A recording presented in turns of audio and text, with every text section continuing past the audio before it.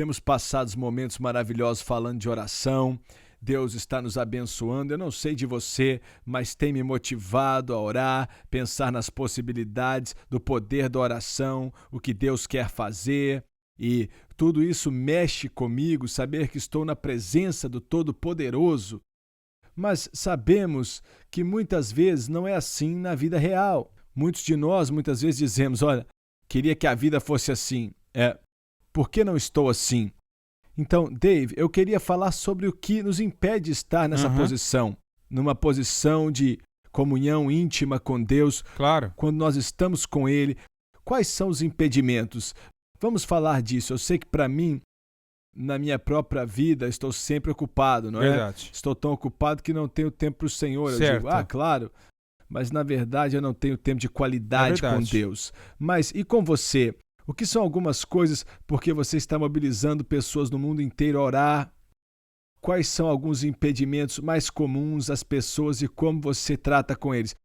Primeiro Certo. vamos falar dos impedimentos e então como Claro, lidar com claro. eles.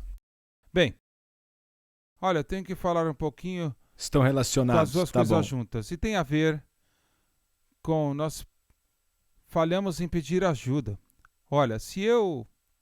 Existem muitas coisas que eu não sou muito bom. E se meu carro quebra, eu posso tentar o que eu quiser. Mas eu nunca vou dirigir esse carro de novo. Eu não tenho esse tipo de capacidade mecânica. E o meu carro quebrou, eu preciso de ajuda. Né? Isso quer dizer que eu preciso pedir ajuda. Se eu quero ser um homem de oração, eu preciso pedir ajuda. E eu tenho certeza, é isso que eu estou querendo dizer aqui. Olha, ajuda prática disso, tudo. Se você quer ser um homem de oração, se você quer ser um indivíduo que busca a Deus e as pessoas querem ser homens de oração, peça ajuda. Então é isso que eu digo. Você tem que orar sobre a oração. Eu sei que soa meio estranho, mas é verdade. Você tem que orar sobre a oração. Olha, em resume-se é o seguinte: não somos tão espirituais, né? Sabe, de repente você se Certo. torna esse homem gigante espiritual que naturalmente ora e lê as escrituras e tudo. Sabe o que a gente quer fazer? Olha, eu descobri que realmente eu preciso de ajuda. Então, todos os dias da minha vida, todo dia, por anos agora, eu falo: Senhor, me ajude a orar, ou me ensine a orar, mas faça de mim um homem de oração. Olha, e quando eu descobri isso, em primeiro lugar, Deus não me destruiu. Sabe, ele, zoom, de repente você se torna uma pessoa de oração e na minha vida, pelo menos, não.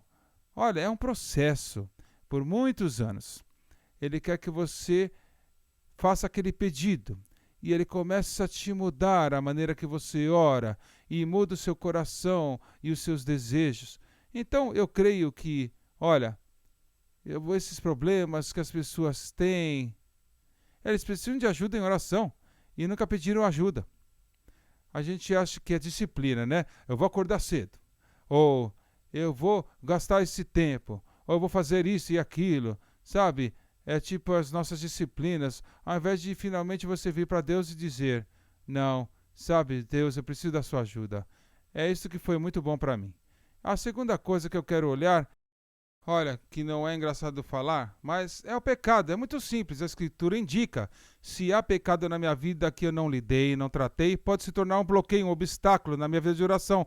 E é o que a Bíblia ensina, que, olha, os seus pecados se separaram de Deus e Ele não vai ouvir as suas orações.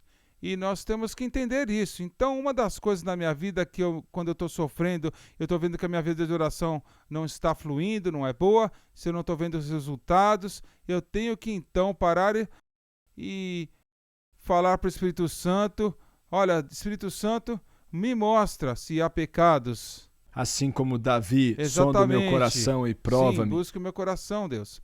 Mostre-me o que está aqui, que eu preciso me arrepender e me desviar. Então existe esse acesso novamente. Então, eu realmente creio que a primeira coisa, né? Você precisa da ajuda, você precisa pedir ajuda. E a segunda coisa, que é o grande problema, podemos falar por muito, muito, muito tempo, simplesmente dizer: Senhor, se eu tenho pecado, olha, me ajude.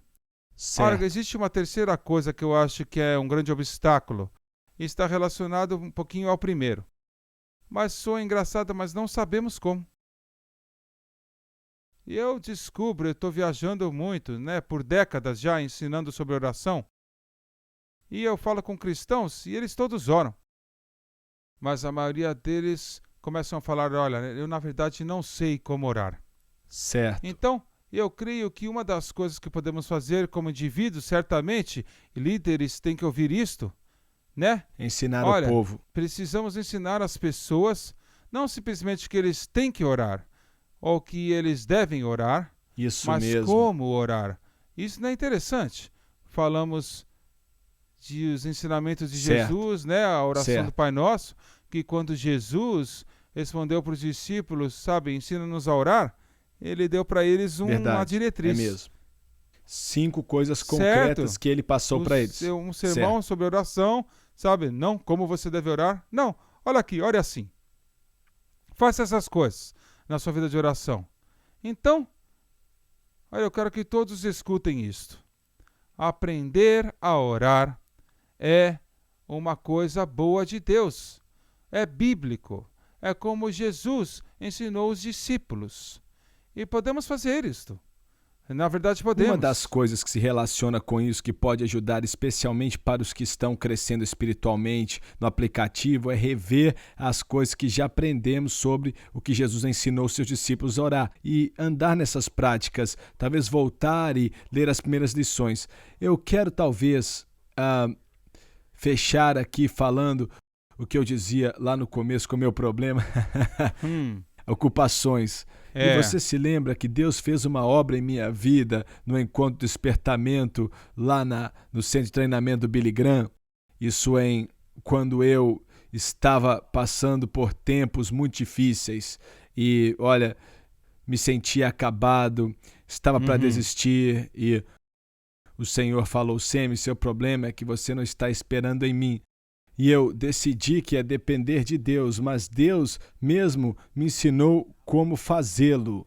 Ele me fez olhar para a minha agenda e disse, olha só, você diz que não tem tempo, mas olha para a sua agenda. Havia muitas coisas necessárias na minha agenda. Coisas que eram até boas, não eram coisas ruins, mas não eram necessárias. Coisas que poderiam ser substituídas por tempo com Deus. Isso mesmo. Então, olha, fazer isso, e acho que vem de um senso do que eu chamo de propósito e prioridades. Qual o seu propósito na vida? Jesus disse que o nosso propósito é amar a Ele e as pessoas, amar a Deus de todo o seu coração e ao próximo como a si mesmo. Esse é o nosso propósito. Baseado nisso, quais são as prioridades? Quer dizer, nós temos tempo para aquilo que é importante para nós. O que eu tive de fazer foi ver o que realmente importava na minha vida. A vida é breve. Olha, então, na prática, o que é que vale a pena? Então, tive que reorganizar as prioridades da minha vida. Claro, eu amo assistir o jornal, o noticiário. É uma coisa que para mim foi muito prática. É que eu tenho visto muitas pessoas começam a orar, mas poucas terminam. Eles começam, né? Escutam uma palavra dessa, então vamos orar. Mas uma das razões, como você falou, eu tenho que levantar mais cedo. Veja bem, todos têm um corpo diferente. Então, o seu organismo determina quanto tempo de sono você precisa e o meu determina para mim. Se você tentar diminuir, não vai dar certo. Em breve você vai se cansar e desistir.